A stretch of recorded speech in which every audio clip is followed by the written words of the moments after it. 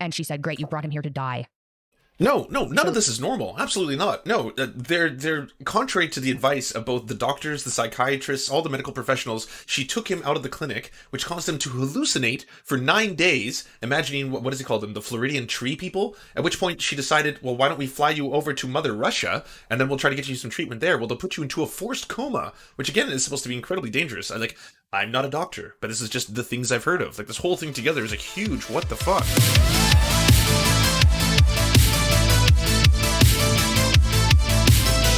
Speaking of putting it in, our old friend, the good doctor, Mr. Peterson, is back. He lives. I knew he was going to return because we got that article that he wrote, the article that was just so very Peterson on brand, but now he has returned. And he's the first guest star on Mikhaila Peterson's, well, sorry, it's not the first guest star. He's the newest guest star on Mikhaila Peterson's podcast. I think it's called Scurvy Save America. That's it. Yeah, Scurvy Save America. So on the latest episode of Scurvy Save America, we have Mr. Jordan Peterson, who's of course going to be telling us a huge host of wonderful new things, such as what it's like to spend a night in a coma in Russia.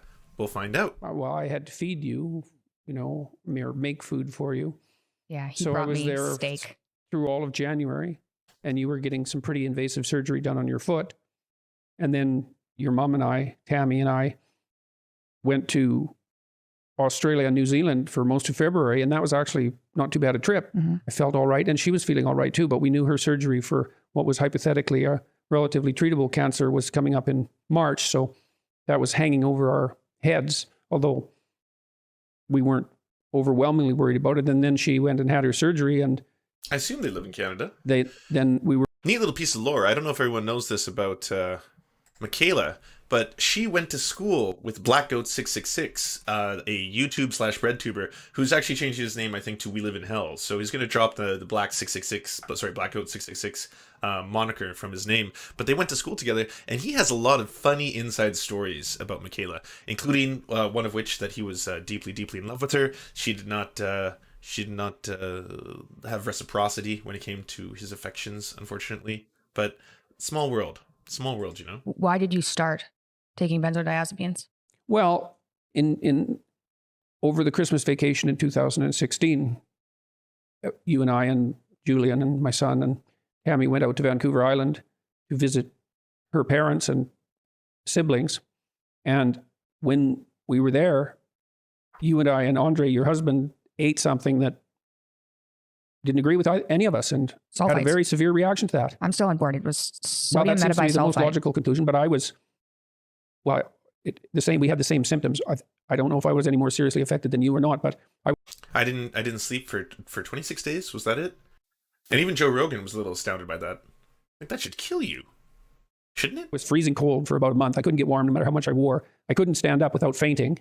I couldn't sleep. I don't think I slept at all for something on the order of 3 weeks. Yeah, people you went on Joe Rogan and talked about a sulfite reaction you had and how you didn't sleep, and people commented that, it's not possible to stay awake for that long. But if you actually look into sodium metabisulfite allergies, the symptoms that we experienced aren't unheard of. There are papers. Well, it's also impossible to stay awake voluntarily that long. That's not the same as not being able to sleep. Those are very, very different things. Whatever. It's possible that when I was laying there thinking I wasn't sleeping, that now and then I drifted off and would wake up and not notice. I mean, I can't eliminate that as a possibility, but I can certainly... So I just want to look up some science that the good doctor is talking about. The longest recorded time without sleep is approximately 264 hours, or just over 11 consecutive days. So, not 3 weeks. Although it's unclear exactly how long humans can survive without sleep, it isn't long before the effects of sleep deprivation start to show. After only 3 or 4 nights without sleep, you can start to hallucinate. Prolonged sleep deprivation can lead to cognitive impairments, irritability, delusions, paranoia, psychosis, erections. Although dying from sleep deprivation is extremely rare, it can happen. Interesting. Tell you that I slept little enough so that it was exceedingly unpleasant. It's a very long time to stay awake. And when we went back to Toronto, our family physician prescribed benzodiazepines, which are often used as a sleeping aid and an anti-anxiety medication, and something called zopiclone. That's why he started doing And I hardly took the Imavane at all, maybe 4 or 5 times.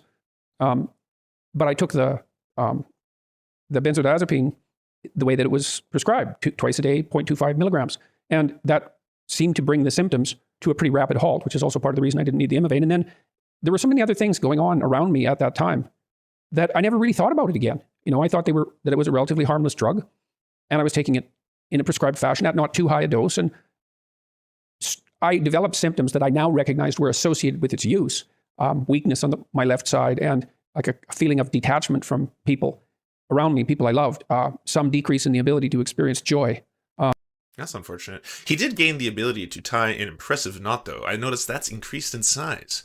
So that's become a little bit more swole. But it wasn't until much later that I actually associated with the benzodiazepine use. Yeah. When your mom got so sick, my anxiety levels had been climbing up again.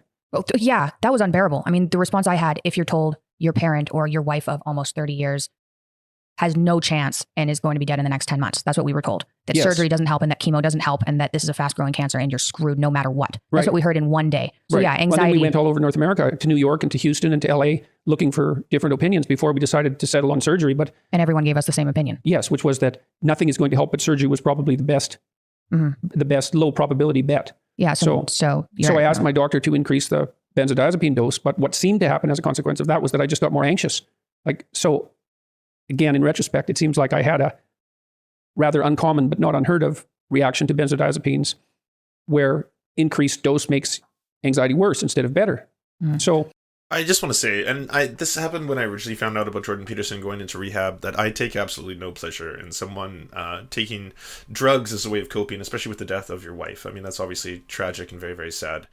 What everyone, I think, was taking umbrage with, and I think they still have a right to be upset at, is someone who is constantly purporting to other individuals that they should be getting their life in order, that you shouldn't be on drugs, that you should just be cleaning up your room and cleaning up your life, was also in the middle of being a bit of a hypocrite when it came to that kind of stuff. That was one aspect of it. But obviously anyone who's experiencing the loss of a loved one to cancer and then is taking more drugs as a result, that's just really, really sad and tragic. then at one point when things weren't getting better and Tammy was still in the hospital and I was trying to take care of her, we had lots of help. I stopped taking them entirely and tried ketamine, which is a treatment for depression. Well, neither of those were a very good idea. Whoa, did anyone know that? I didn't know he took K. Jordan Peterson in a K-hole. I had no idea. Goddamn, special K. Huh. I'm in the middle of a K-hole. I had to stop taking benzodiazepines entirely to take the ketamine. Oh, yeah. Then I didn't go, then I stayed off them for something approximating it was a week. Not knowing that was a very bad idea. And I often think I should have known these things because I did a lot of scientific research when I was a graduate student on alcohol. My psychiatrist has actually brought up ketamine spray as a possible depressant treatment. I've heard it's actually supposed to be somewhat effective depending on the individual. But we were watching something not too long ago by someone else who was claiming that ketamine was actually helping them. Of course, the problem with ketamine being the side effects are pretty intense, especially if you have to start doing prolonged usage of them. I mean, it is a very, very heavy tranquilizer. It's in essence a horse tranquilizer, right? So it's going to be very, very powerful, both as like a sedative and as a way of treating depression. But I mean, hey, I am definitely an advocate of whatever works. Find it and please don't vilify people who use drugs, especially as a way of coping with depression. I mean, if ketamine is saving your life, take ketamine. Like, absolutely do it. If psilocybin is saving your life, do mushrooms. Like, whatever it takes, as long as it's better than the possible suicidal ideation you might experience from depression. I mean, that to me is just going to be a higher quality of life. I mean, at the consultation of a doctor. P.S. Do not please go out and start finding whatever street drugs work for you if you're depressed. Try to do it in conjunction with a trained psychiatrist. Well, Terrible. my anxiety levels went higher than anything I'd ever experienced, and I also developed this condition called akathisia. And the best way I can describe that is that it was like being jabbed with something, with a prod, like a cattle prod, something electric or something sharp, nonstop for hours, for all the hours I was awake. It was absolutely, I couldn't sit or lay down or stop moving. And even if I did get up and move, it wasn't like that made it better. I just couldn't stop doing it. It was horrible. Akathisia is horrible. It's like being whipped. That's another way of thinking about it. Although I really think I would have, sounds melodramatic, but I think if I had to pick whipping or akathisia, I suppose it would depend on how big a whip. But maybe not it one of wouldn't those. be an obvious choice. Those 5-pronged whips. Yes, yeah. Cat of nine tails. That might be worse, but it was plenty bad. So, and I don't remember this part of it from December 15th onward. You and Andre, your husband, took me out of that hospital and we went to Russia, of all places, near Moscow, to try a treatment offered by a clinic there that used... They use propofol and Dextor. Right. Propofol as a heavy sedating agent. Okay, so just a couple pieces here. I said I'd tell you a little bit about some lore. Here's some inside scoops from Black Goat 666. I just remembered one of his personal stories about Michaela Peterson. So, Michaela, if anyone doesn't know, Jordan Peterson hired her as his personal assistant. I think something to the tune of like $10,000 a month. So that's been her job for a while. So just pure nepotism, inside and out. And then she hired one of her closest friends as her personal assistant shortly thereafter. Again, as just kind of like a $10,000 per month, nepotistic. Well, I mean, that's not really nepotism unless they were related, but still, friends of friends. Make strange bedfellows. The other interesting thing, if anyone didn't know this about Jordan Peterson, is Jordan Peterson's house is littered, and I do mean littered, absolutely, with communist propaganda. All right, giant pictures of Stalin, Lenin, Trotsky, paintings, poetry. It is just littered with it because he is deathly afraid of communism. He grew up under the Cold War, and as a result, he developed this incredible phobia of all things communist. He believes in the Red Scare like no one else, even to this day. But here's what I tell you, and this is coming, of course, from an armchair psychiatrist or psychologist, all right, not an actual one, is that wouldn't it be weird if you were scared of fascism, or if fascism scared you, and you filled your house with Hitler?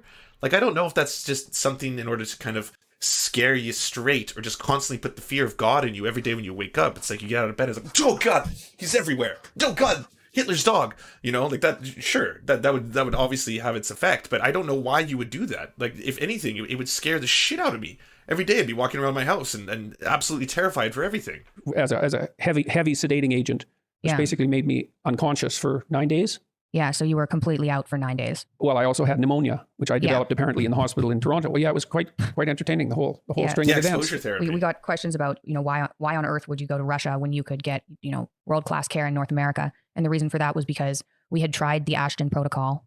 Switching over to Valium, we tried the Ashton protocol, and lots of people have success with that, although it sounds horrible. And lots of people don't have success with it. Yeah, I put out the first family update we did was when you went to the first rehab center in the States. And after I put that out and said, this is what's going on, I had hundreds, if not thousands of people respond, telling me how horrible benzodiazepine withdrawal could be, how they couldn't work, how they were pacing around their backyards for a year. And they basically said, just keep them alive. It is weird. The psychiatrists that I spoke with said, when I asked them how long the akathisia was likely to last, they said, well, it could be 2 years. And I thought, no one could live like this for 2 years. It's like, you can't live for 2 years if you're being constantly prodded with something excruciatingly painful on a moment-to-moment basis. It's just not, and there's no escape. There's no relief. That's just not possible. It wasn't possible. The reason I did survive certainly wasn't because I was enjoying my life. The reason is that I had family that I was very attached to and friends who went above and beyond the call of duty, helping to care for me. But the experience was intolerably dreadful. And it's so strange because we're now in Serbia, weirdly enough, in Belgrade of all bloody places. And we've been here about 2 weeks and went to yet another specialty clinic run by an anesthesiologist. And that turned out to be fake modified news, the medication that I was taking in Florida, which is where we were the last. Michaela Peterson book, the erotic fiction or whatever, and the covers with both of them in their underwear and bikinis, and the weird incest, that turned out to all be fake. I don't know. Funny, I can't understand it, but virtually all my symptoms have... You should watch this since we're talking about Jordan Peterson. In the course of this conversation, I found out a crazy revelation, something that I don't think anyone else knows about. What the fuck? I hate looking at myself, by the way. I hate listening to myself, and I hate looking at myself. About Hassan Piker. And this might be the first time anyone on Twitch finds out about it. And maybe Hassan's watching right now. I'm not sure. But if he is, we're doing this with love. We're revealing something right now for the very first time. It's pretty crazy. I forgot it's about a this. little bit Jordan Peterson-esque, to be frank. But here's the crazy revelation. I mean, this is the first time you're going to hear it. Just prepare yourselves. Macho figures on the right want to fuck their daughters. Jordan Peterson being one of them. That wasn't it. This was just queued up to the wrong moment. That's not the course of this conversation. I found out that was you know why I'm laughing? Because that one, I do that as a bit all the time, but that one was real. That one was 100% real. Like, I often pretend as if something like that has happened. By the way, look how cartoony old Serfs used to be. There's like the doggos in the corner and the logo up here. Just what a mess. I'm not sure. Oh, see, that's a little bit of magic. That's like Troll 2. You couldn't do that if you tried. Like, it would never line up that perfectly. Disappeared. I'm still weak if I get up and walk around. I don't have my stamina, but I can think clearly. I feel I'm back to my regular self, such as that is. Yeah. During the mornings and during the days, I can work. Which is very surprising to me that this happened so rapidly, but it has, and that's why we're doing this podcast and or this video. But and hopefully it'll last. And that was partly because I was in bad shape and she wasn't in good enough shape to be patient with me. I mean, Jesus, she's had a terrible time. She almost died. That's a really good point, Thriller. For 6 months, like you said. Absolutely. Imagine hating communism. Imagine hating socialism. Anyone around you suffered. And at the same time, because of how going horrible to it other was to watch. countries. It was horrible. So just to back because up your a own bit, public health care went to a hospital in Toronto, and they were going he had a salad on things stream the other worse day. rapidly. Nice. They weren't willing, because of your akathisia, which was making you crazy, they weren't willing to slow taper you down. They just wanted to stabilize you by keeping the benzodiazepines there. So Andre and I found a clinic in Russia that would actually put you to sleep using propofol, so you wouldn't have to suffer while they took the benzodiazepines out, and doing a detox. Or suffer as much. Well, at least you'd be unconscious for that period of time. And doing a detox on benzodiazepines isn't recommended. You're supposed to do a slow taper. But your akathisia was so bad that even... By the way, I don't know if this is Michaela Peterson's house or this is just the way she decorates, but it is haunting. It is all white and empty. It's void of everything except for the 12 rules for life. Which language is that in? Dr. D. Jordan Peterson, 12 Pravila da Život. Which language is that? But Serbian. Interesting. This is really strange. He said they were in Belgrade. Ah, okay. Wow. Yeah, but absolutely haunting for a set. Like, I understand this is the way you're making it look for filming this, but that doesn't make it better. That actually makes it worse. Well, you guys took a big risk taking me out of the hospital in Toronto, which nobody recommended. The psychiatrists certainly weren't in favor of it. And taking me somewhere as foreign as Moscow and then attempting this, generally unadvised treatment. It was all surreal. Yeah, it was terrifying. And when I woke up, so as I said too, that was complicated by the fact that I had developed pneumonia in both lungs. But when I woke up, I was first catatonic and then delirious. I can remember the delirium that lasted a whole day, consisted of a sort of dreamlike hallucination that I had been kidnapped by. You were delirious for 9 days? 9 days? Yeah, 9 days. You remember the last day. Yeah, I remember that I was kidnapped by people, oddly enough, who lived in Florida. And they were like very rural backwoods people. And Florida tree people, yeah. And that they were going to, the leader of this little gang who kidnapped me were going to kill me because the leader was going to kill me because he wanted to impress his girlfriend. And it was a very, very vivid dream that I had while I was awake. I knew I was in the hospital at the same time. I was just one of the, and I also remember that when I first woke up, I was irate because my hands had been secured to the side of the bed because apparently I was tearing out the IV tubes that I was connected to because I didn't want to be in the hospital. I had no idea why I was in the hospital or where the hospital was or where anybody I knew was. We had, to back up a bit again, we had agreed when you were in the hospital in Toronto, our whole family had sat down and agreed that the best option was this rapid detox in Moscow. And you'd been part of that discussion.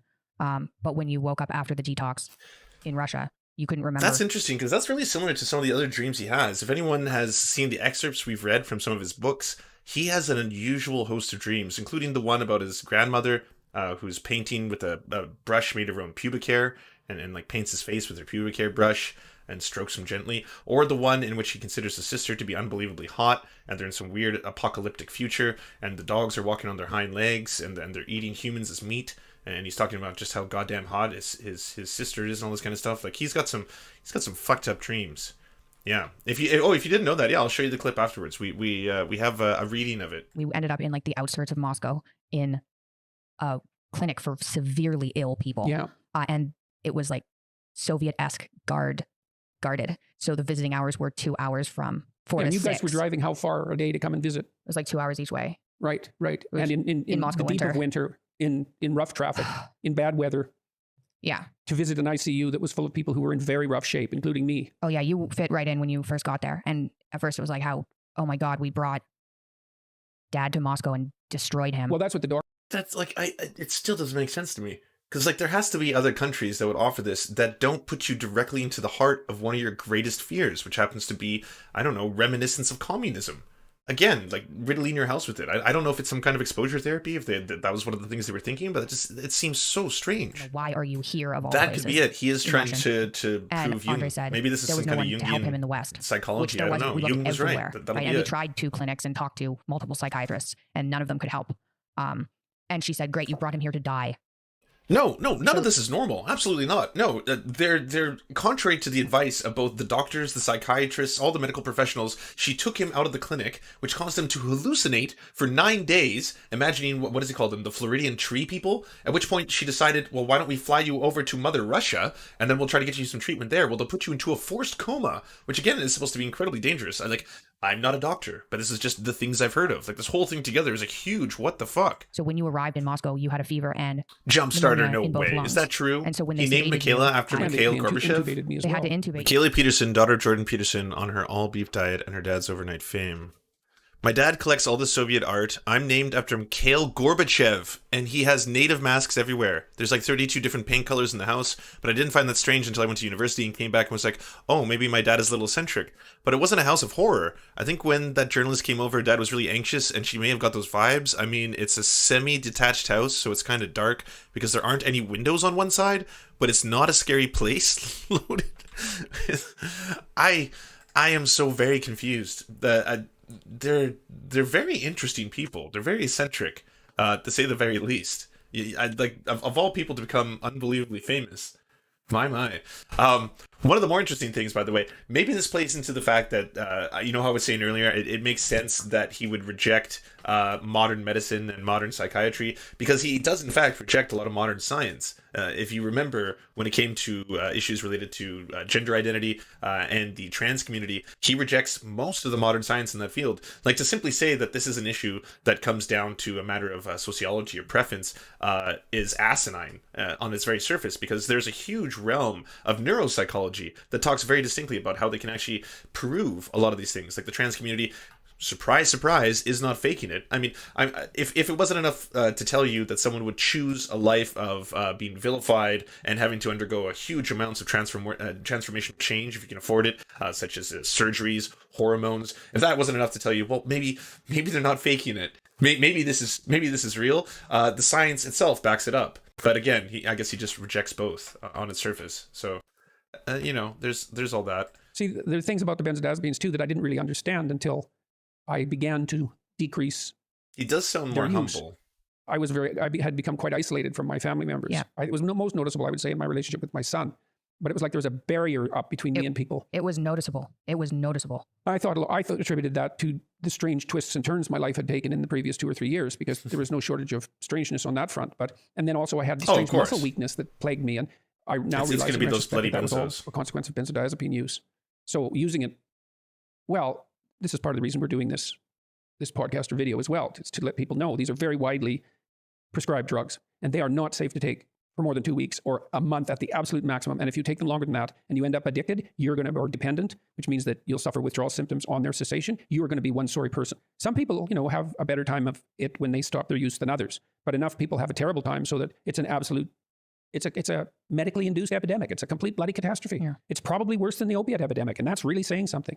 So, and I don't know if I'm out of it or not. I have a hard time believing how much better I feel than I did 2 weeks ago. Citation needed. The benzo addiction problem is worse than the opioid epidemic? I mean, I'm not going to try and mitigate the problems that people experience with benzos, but on a wide scale, I mean, maybe I should look this up. Some people, okay, first of all, I've had a tremendous amount of support from family members and friends. Like, really, I mentioned this earlier, but it's worth mentioning again. People have... Plus, you're fucking rich. Don't forget that. I don't think everyone has the ability to simply say, yeah, I'm going to leave the public healthcare system. Actually, you probably were not in the public healthcare system. Let's not fuck around. And then leave whatever doctors you were paying, and then say, well, hey, I'm going to fly over to Mother Russia and experience some experimental new drugs there. That would be lovely. At the same time, like, all the shit he's going to endorse is not going to apply to the average person. One of the things I wanted to talk to you about today was the fact that, what's the old saying? Physician, heal thyself, right? I wrote a self-help book. I'm a psychologist. It's like, well, why the hell didn't I see this coming? And why wasn't I more cautious? And I think those are reasonable questions. Why should people take advice? Well, and then that's the next question is, why should people take anything I say seriously because of that? And I guess what I would say is, if you're going to wait to learn from people who don't make mistakes, or don't have tragedy enter their life, you're going to spend a long time waiting to learn something. And the second thing I would say is, in my lectures and my writings, I've never suggested that I was anything other than one of the people who also needed to learn these lessons. So I included myself in the population of people who needed some moral improvement. And then the last thing would be, you have to make the decision about whether or not to attend to anything that I'm doing based on your own judgment about what I've done and said. And if you find that that's not convincing, then that's your prerogative. And if you find that it's useful, then, well, I'm delighted by that, obviously. And that's that. That's as much as there is to say. Well, That's it? That's all you're going to say in relation to your hypocrisy? Wow. And if people are wondering in chat why a lot of people take umbrage to Jordan Peterson, a very large reason happens to be the fact that he has been vilifying the trans community for a very long time. He contributes to a very toxic narrative that honestly endangers a lot of people's lives, and has been lying, like just flat out lying. When it came to Bill C-16 in Canada, he mischaracterized that bill in its entirety and became famous as a result and never recanted any of it. I mean, for someone who constantly talks about how, well, I mean, I shouldn't say he's necessarily someone who always talks about, facts and statistics, but it was just blatant lies. And that causes a lot of danger, obviously, to a lot of individuals. Trying to figure out what to do with you. We were actively looking for physicians that could help you, but there weren't any. And we were absolutely terrified that we'd bring you to a psychiatrist in North America or a center there, and they'd say, his anxiety is through the roof, put him on benzo. Yeah, they tried helping us from afar, but we needed more help than that. So I guess one of the things we've learned from this, I think what I'm gleaming from this whole thing is this is like most people thought it would be. This is the start of the Jordan Peterson apology tour and or trying to mask over the entire story that happened. But I don't think he's going to take responsibility or onus for either any of the damage that he's done in the past or the hypocrisy of what he was doing, from telling people about their own drug addictions to he himself falling prey to it. And then I guess blaming the entire thing itself on the benzos, right? Like that's exactly what we're looking at. this is there may be ways to treat benzodiazepine withdrawal Right. that we're not aware of in North America that I'm aware of. Well, it's quite shocking to me, actually, that I didn't know, despite my professional specialty, that I had no idea how catastrophic benzodiazepine use could be. Anyway, Well, psychologists aren't psychiatrists. Psychiatrists prescribe medications. Psychologists counsel, right? right, but it's still useful to keep up on the relevant literature. Well, now you know. Yes, well, no, I definitely, I don't think I'll forget that. Yeah. Yes. So, it's funny, maybe we'll stop with this. Once I started to decrease my use of benzodiazepines, I was never tempted to go back up, except right at the beginning when I went to zero and had to. Well, you were going to have a seizure. Yeah, it wasn't good. I couldn't even communicate with you. But I thought after I got out of the Russian hospital that even if someone put a gun to my head and said, take this, Yeah. I wouldn't. Well, I really think that for me, it's no overstatement to say that for me, the consequence of benzodiazepine withdrawal were worse than death. So yes, that's what it looked like from the outside. yes, well, it you don't want to say something like that lightly, but there were plenty of times when it would have been preferable, as far as I could tell, just not to be there than to experience what I was experiencing. Yeah, I mean, like I said at the start of this, I take absolutely no joy in someone obviously having to deal with drug addiction, and especially someone dealing with drug addiction as a result of taking it as some kind of therapeutic way of dealing with the loss of their wife. That's horrifying. It's sad.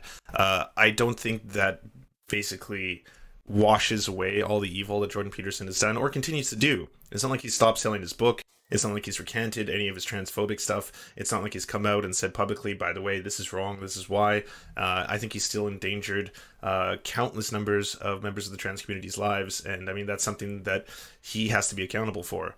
I think you can do both. You can take no joy in someone suffering because their wife has cancer, and at the same time say that I don't think that any of this makes him no less guilty for the things he's done, right? And the general sexism. Yeah, I mean, all of it, definitely. Hey friend, thanks for watching. Before we bombard you with all of our shameless links, we want you to bombard us. Do you have a worker co-op business or local union you'd like us to advertise at the end of our episode for free? So, if you'd like ears on your worker co-op, go down to weareserfs.com. And while you're there, join the Discord because it's filled with righteous guys, gals, and MPals. Finally, come check us out on Twitch Live 5 days a week by going to twitch.tv/thesurftv. Yeah. To our lords, Ricky Pilgrim, I'm Raft, Tomospone, Nine Tails Cosmic Fox, Hans Josephine, and Corpse Harvester, we bow meekly for your pleasure. To our Knights of the Round Table, Josh Mickelson, Dylan Byte, Zach Christensen, Todd Buckingham, Todd Lajeunesse, Clement Chetskoff, Cooper Pilot, aka the man with large balls, Political Puppy, Nick Davis, Ali May, and Alan R., we salute you. And to our many merchants and farmers, you have our undying loyalty.